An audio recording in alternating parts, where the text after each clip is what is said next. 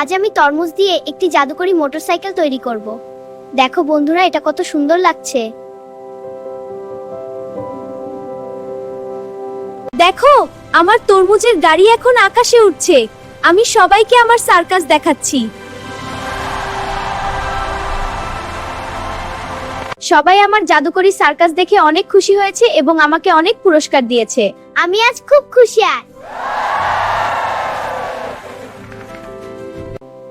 আমি অনেক ক্লান্ত, তাই একটু জল খেয়ে নিই। কিন্তু ওদিকে দুষ্টু বানরগুলো আমার গাড়ির কি হাল করছে।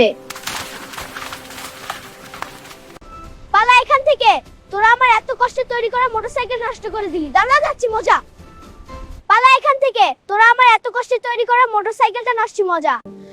আমার সব কষ্ট শেষ হয়ে গেল। তোমরা কি আমাকে একটুও ভালোবাসো না?